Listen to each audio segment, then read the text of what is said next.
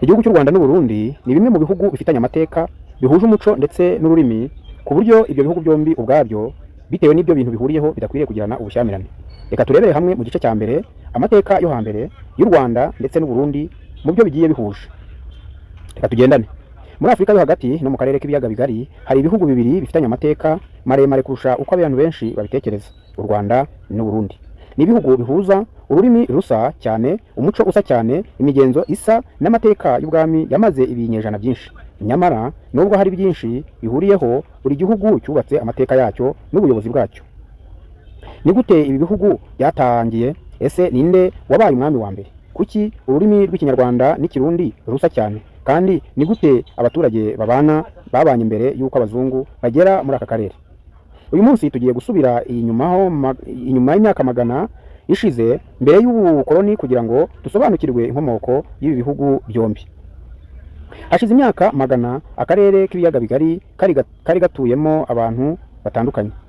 Abashakashatsi bemeza ko abatwa ari bamwe mu bantu ba mbere batuye muri aka karere cyane, bahiga inyamaswa no kwegeranywa imyaka yo mu ishyamba. Nyuma yaho haje andi matsinda y'abaturage yari atunzwe n'ubuhinzi n'ubworozi. Mu gihe cy'ikinyejana byinshi abaturage baje kwiyubakira ibihugu bifite iyi miterere n'ubuyobozi bwabyo. Muri ibyo bihugu havuyemo ubwami bw'u Rwanda n'ubwami bw'u Burundi. Amateka gakondo y'u Rwanda avuga ko ubwami bwashimangiwe n'umuryango w'Abanyiginya. Mu migani n'umuco nyarwanda hakunze kuvugwa izina rya Gihanga Ngomijana nk'umwami wa mbere cyangwa umushinga w'igitekerezo cy'ubwami bw'u Rwanda. Ariko amateka ye avangwa n'imigani, bityo abashakashatsi ntibahuza ku bisobanuro bye nk'umuntu wabaye mu buryo bushobora kwemezwa n'inyandiko.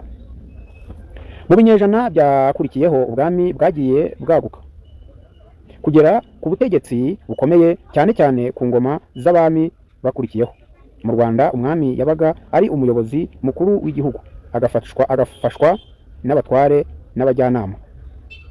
Mu Burundi nabwo habayeho ubwami bukomeye. Amateka gakondo y'u Burundi akunze kuvuga Ntare Rushatsi nk'umwe mu bami ba mbere bashingiye ubwami bw'u Burundi mu buryo bwagutse.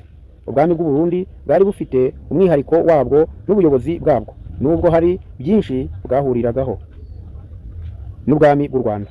Umwami w'u Burundi nawe yafatwaga nk'ikimenyetso cy'ubumwe bw'igihugu. Ubuzima bwa buri munsi bwari bushingiye ku buhinzi n'ubworozi. Abaturage bahingaga amasaka, uburo, ibishyimbo, ibijumba n'ibindi bihingwa. Aborozi bororaga inka, kandi inka zari ikimenyetso cy'ubukungu, icyubahiro n'isano hagati y'imiryango. Hari ubufatanye hagati y'abaturage binyuze mu mirimo rusange, ubukwe, imihango n'imigenzo. Igice cya gatanu, indimi n'umuco. Ikinyarwanda ni ururimi n'indimi zo mu muryango umwe w'indimi z'abantu.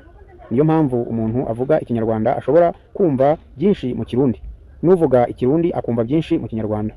Hari n'ibindi byinshi byari bihuriyeho: kubaha abakuru, gutanga inka nk'impano y'agaciro, imbyino n'indirimbo gakondo, imigani n'ibisigamigani, imihango y'ubwami.